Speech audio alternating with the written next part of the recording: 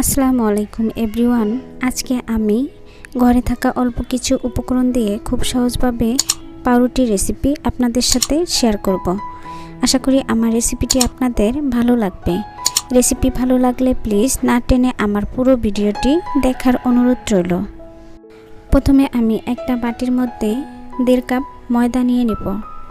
আপনারা চাইলে ময়দার পরিবর্তে আটা দিয়েও এই রেসিপিটি করে নিতে পারবেন। এখন এর মধ্যে দিয়ে দিব 1/2 টেবিল চামচ লবণ। এরপর দিয়ে দিব 1/2 টেবিল চামচ বেকিং পাউডার। বেকিং পাউডারের পরিবর্তে এখানে সোডা দিয়ে নিতে পারবেন। সবগুলো শুকনো উপকরণ আমি ভালো করে চেলে নিব। দেখুন আমার চেলে নেওয়া শেষ। একটা বাটিতে নিয়ে নিব হালকা কুসুম গরম দুধ। এরপর এর মধ্যে আমি দিয়ে দিব ইস্ট। আমি এই ইস্টটা নিয়েছি, আপনারা যে কোনো ইস্ট নিতে পারেন। এখন এর মধ্যে 1 টেবিল চামচ ইস্ট দিয়ে দিলাম। দুধ আর ইস্ট ভালো করে একটা চামচের সাহায্যে মিশিয়ে নিব। দেখুন আমার মিশিয়ে নেওয়া শেষ। দিয়ে দিব 1/2 কাপ চিনি। আপনারা যে পরিমাণের মিষ্টি খাবেন চিনিটা সেই পরিমাণের দিয়ে নেবেন। এখন সবগুলো উপকরণ আবারও ভালো করে মিশিয়ে নিব। দেখুন আমার মিশিয়ে নেওয়া শেষ। আমি যে আগে থেকে শুকনো উপকরণগুলো চেলে রেখেছিলাম এখন সবগুলো এর মধ্যে দিয়ে নিব। এরপর হাত দিয়ে মেখে সফট একটা ডো বানিয়ে নিব। আর এটা অবশ্যই একটু সময় নিয়ে মেখে নিতে হবে।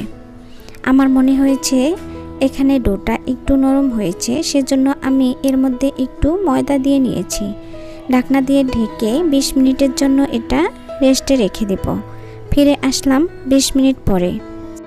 ডোটা ফুলে কতটা বড় হয়েছে আর কতটা সফট হয়েছে আপনারা দেখেই বুঝতে পারছেন। এটা আবারও আমি কিছুক্ষণ মতে নিব। এরপর আমি ডোটা দিয়ে একটা রুটি বেলে নিব। আর রুটিটা আমি কিভাবে বেলে নিচ্ছি সেটা আপনারা দেখেই বুঝতে পারছেন।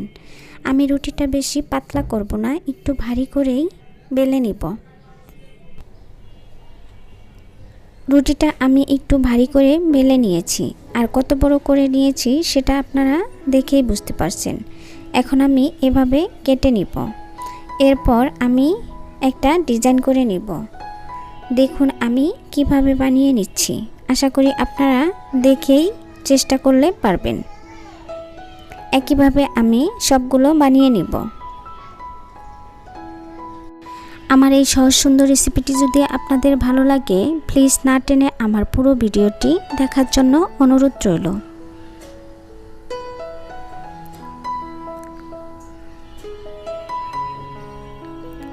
দেখুন আমি একইভাবে সবগুলো বানিয়ে নিয়েছি। এখন আমি চুলায় একটি প্যান বসিয়ে এর মধ্যে দিয়ে দিব পরিমাণ মতো তেল। তেল যখন হালকা গরম হবে তখন এর মধ্যে একটা একটা করে দিয়ে দিব। আমি প্রথমে এর মধ্যে 3টা দিয়ে নিব।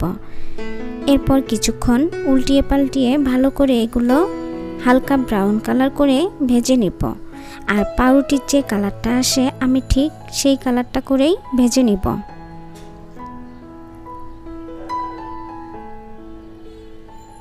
এটা অবশ্যই একটু সময় নিয়ে ভাজতে হবে, তা না হলে কিন্তু ভিতরে কাঁচা থেকেই যাবে।